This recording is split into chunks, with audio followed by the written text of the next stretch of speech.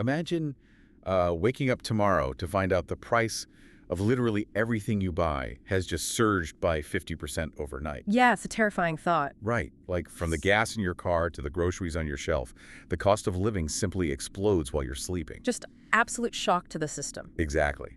And that is the very real economic shockwave triggered by the blockage of a single 21-mile stretch of water, the Strait of Hormuz. It's incredible how vulnerable the whole system is. It really is. Yeah. So today we're doing a deep dive into a massive geopolitical rupture between the United States, its traditional NATO allies, and Iran. Right, because we are looking at a situation where, local military actions have instantly collided with these massive global economic vulnerabilities. Yeah. And it's creating this diplomatic fracture that is currently testing the absolute limits of our post-World War II security architecture. To understand how we actually got here, we're drawing from a highly detailed Patreon post published by the Geopolitical and Economic Analysis Group, KULT. It's a really comprehensive breakdown. It is. But before we dive in, we need to make something abundantly clear to you, the listener. Yes, very important point here. The source material we're working with today involves incredibly tense, politically charged international conflicts. It involves statements from current world leaders. And our role here is not to take sides. Not at all. We are not endorsing the viewpoints, the tone, or the conclusions of the KULT article, nor are we, passing judgment on the nations involved. Right. Our sole purpose is just to impartially convey and unpack the facts. Exactly. The sequence of events and the arguments presented in this source, just so you can understand the underlying mechanics of this global crisis. Because the goal is really to separate the rhetoric from the reality, right? To examine how the levers of international power are actually functioning or, failing to function in real time. Okay, let's unpack this. Let's start with the immediate reality on the ground. According to the source, the spark for this entire crisis happened on February 28th. Right. That's when a joint U.S.-Israeli military campaign was launched against Tehran. And the retaliation from Iran was swift. Oh, incredibly swift. And rather than a traditional military counterstrike, it was targeted directly at the throat of the global economy. They effectively blockaded the Strait of Hormuz. Yeah, they didn't hold back. No, they didn't. A senior Iranian Revolutionary Guard official even issued this stark public warning.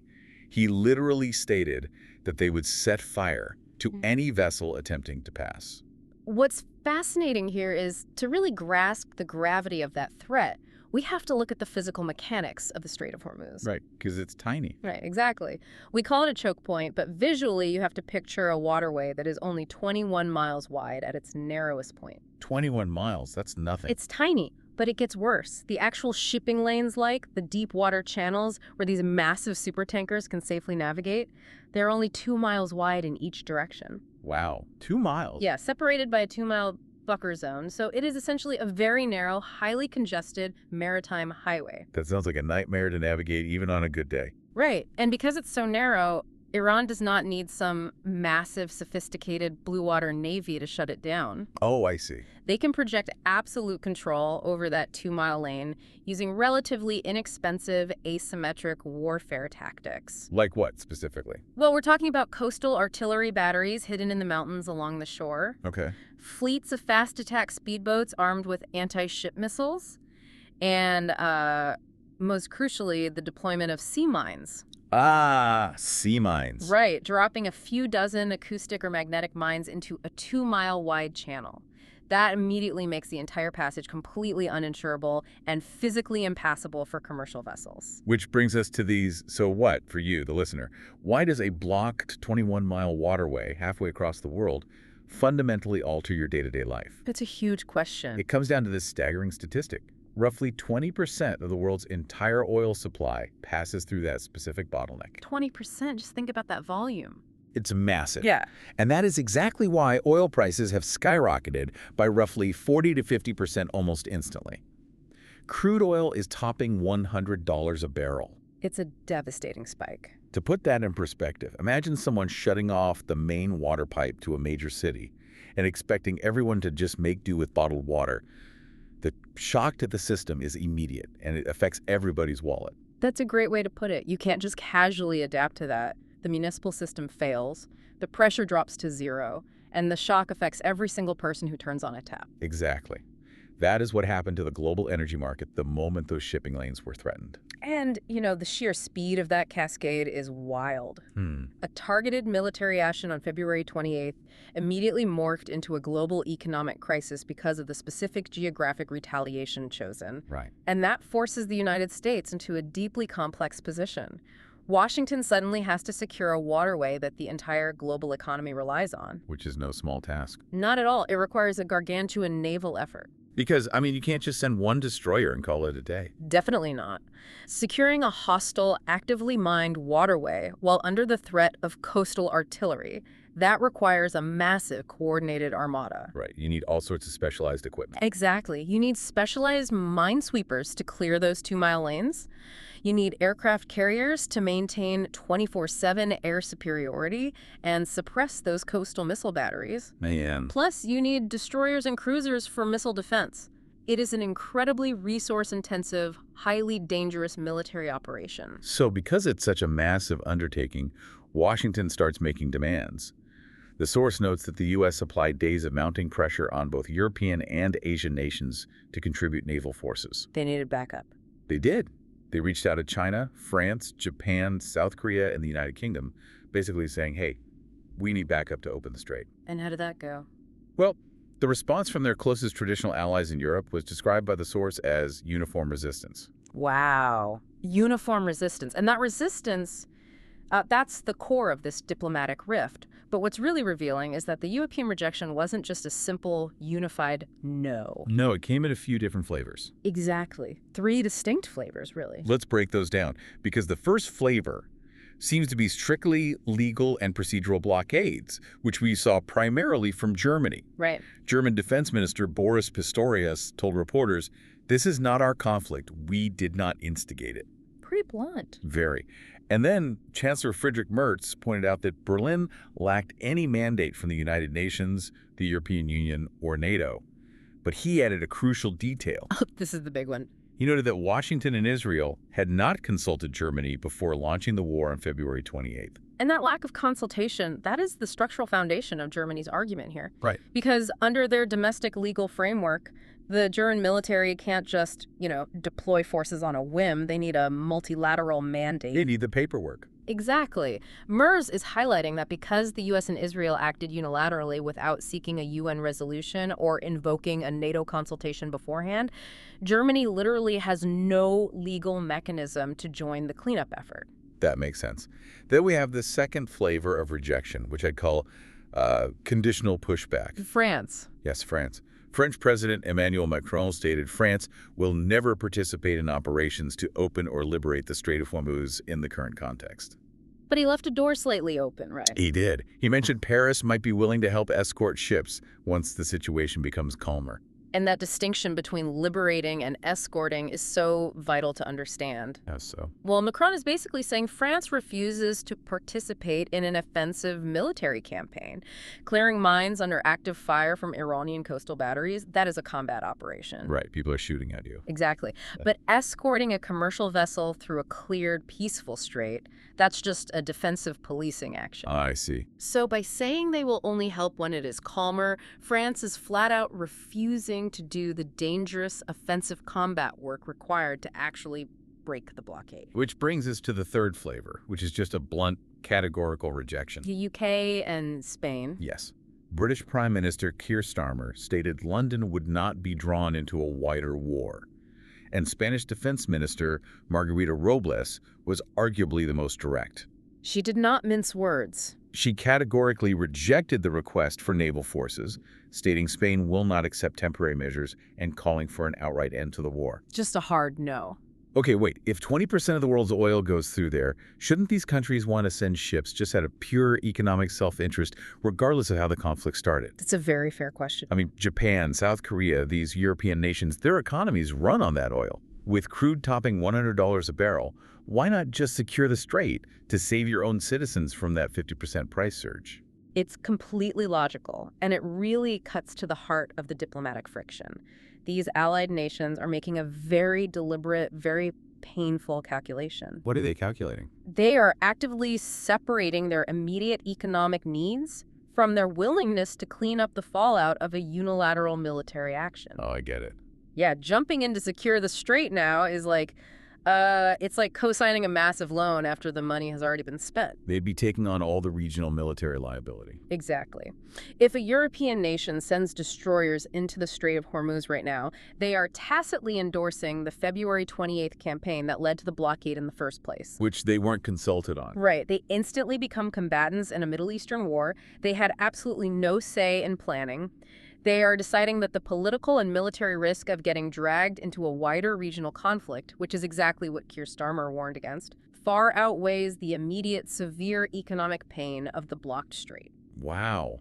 So the lack of a heads up before February 28th really set the stage for this refusal. It did. But looking at the source, the friction goes much deeper than just the lack of prior consultation. It's also about how Washington actually went about asking for this help after the fact. Here's where it gets really interesting. The procedural part. Yes. Canadian Foreign Minister Anita Anand pointed out a crucial logistical detail. She noted that no formal request had actually been made through proper NATO channels for the type of assistance the U.S. was seeking. That is just a stunning procedural failure. It is. Washington is out there expressing outrage that its allies aren't stepping up, but according to the Canadian Foreign Minister, they didn't even use the established system to ask them.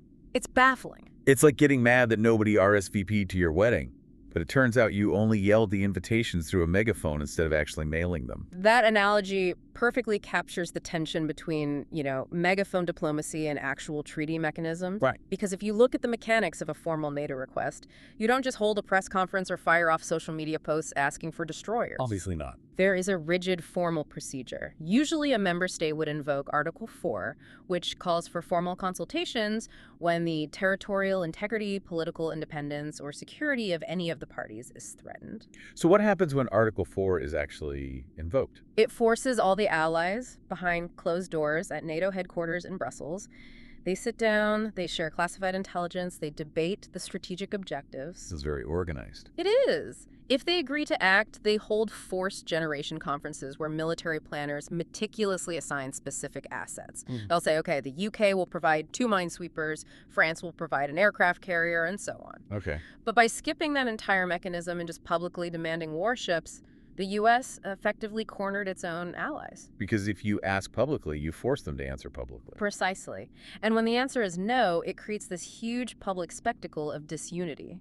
And Anne specifically suggested it would be prudent for the U.S. president to work through the alliance's collective defense framework. Yeah, that makes sense. Because when you bypass the framework, you just embarrass everyone involved and damage the institution itself. Which perfectly sets up the incredibly explosive reaction from the U.S. President Donald Trump. The source details a timeline of his messaging regarding this crisis, and it is a masterclass in conflicting rhetoric. It really is. The source actually refers to it as a fundamental tension in the messaging timeline. Because the timeline reveals this rapid fluctuation in their strategic posture. Let's track this because it genuinely gives you whiplash. Go for it. First, we have an insistence on complete self-reliance. On Friday, Trump tells Fox News, "We don't need help with drone defense." Then on Saturday, he tells NBC News, "We don't need assistance." Right. He is establishing a baseline of unilateral strength. He's projecting the image that the U.S. military is handling the situation entirely on its own. But then comes the pivot. After days of applying mounting pressure on these European and Asian nations to send warships, Trump does an interview with the Financial Times. And changes his tune. Completely. He warns that the failure of these allies to respond would be very bad for the future of NATO. So we move from "we have this handled" to "your failure to provide ad hoc naval forces is a direct threat to the existence of our 80-year-old military alliance." Exactly. And then we enter the third phase. After the European capitals issue their uniform resistance, the legal, conditional, and blunt rejections we talked about, Trump reverts back to the original stance of self-reliance, but this time with intense anger directed at the alliance. The Truth Social post. Yes. In a post on Truth Social on Tuesday, he wrote that the U.S. has been informed by the majority of its NATO allies, and he put allies in quotation marks, that they do not want to be involved in what he termed our military operation against the terrorist regime of Iran. Quotation marks around allies. That's rough. Very. He called NATO a one-way street and declared in all caps, "We don't need anybody's help." The messaging completes a full circle, but it leaves a massive trail of diplomatic damage behind it. It doesn't even stop there, though. When reporters explicitly asked him if he was considering withdrawing the United States from NATO entirely, Trump said, "It's certainly something we should think about." Just casually floating a withdrawal. Yeah. He claimed he doesn't need Congress to make that decision. He did soften it slightly at the very end, adding that he has nothing in mind right now, but noted he is not exactly thrilled. Not exactly thrilled. Let me play devil's advocate here for a second, though. Sure. If the U.S. Navy is objectively large enough and powerful enough to clear the Strait of Hormuz on its own, which it is, maybe the shifting rhetoric isn't a breakdown in communication at all. What do you mean? Maybe it's a deliberate isolationist strategy.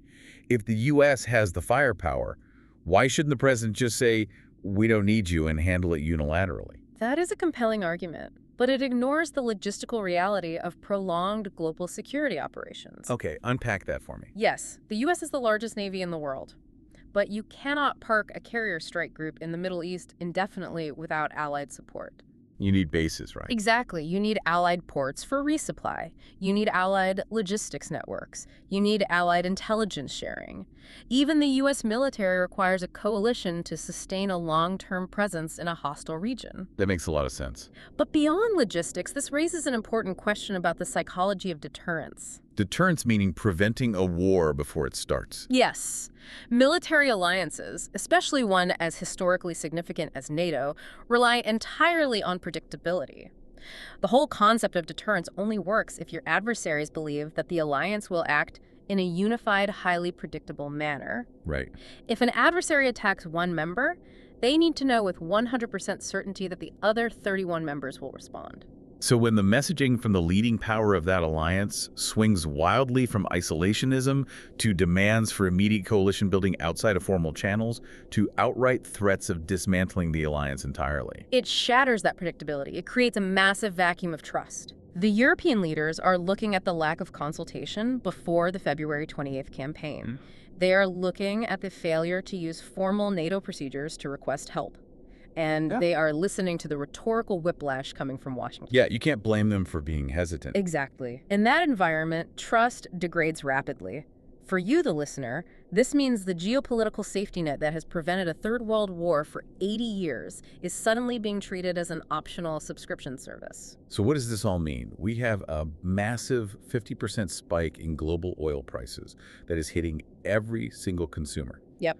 We have a paralyzed 21-mile waterway. And we have a historic diplomatic fracture between the U.S. and its closest allies over how to handle it, with the U.S. president openly musing about whether NATO is just a one-way street. If we connect this to the bigger picture, what we're looking at is a real-time, high-stakes stress test of the entire global security architecture. A stress test. Absolutely. We are witnessing a direct, profound clash between unilateral action and the expectation of multilateral support. The United States and Israel took a unilateral action on February 28th. But dealing with the consequences of that action, securing a vital global artery like the Strait of Hormuz from asymmetric warfare, that requires multilateral cooperation. You can't just do it alone. Exactly. The fundamental takeaway from this source is that you cannot always guarantee multilateral cleanup for a unilateral decision. The ultimate takeaway here is that in the 21st century, the power to disrupt the global economy is incredibly cheap. It really is. It just takes a few sea mines and some coastal batteries in a narrow strait to send oil prices into the stratosphere. But the power to secure the global economy is astronomically expensive and requires a unified, predictable coalition. Well said. And right now, what we're seeing is that the global security check is bouncing. That is a stark but highly accurate assessment of the current diplomatic reality. It leaves us with a lot to chew on. So I want to leave you, the listener, with this final thought to explore on your own as we wrap up our deep dive today. If the global economy's most vital choke points can be shut down as a consequence of unilateral actions, and traditional alliances like NATO fracture over how to clean up the mess, who's actually going to secure the global commons the next time an artery is cut? Is the era of the grand united military coalition officially over? It's a huge question. It really is. We want to thank you so much for joining us for this deep dive. Keep questioning, keep exploring the mechanics of how our world works, and we will catch you next time.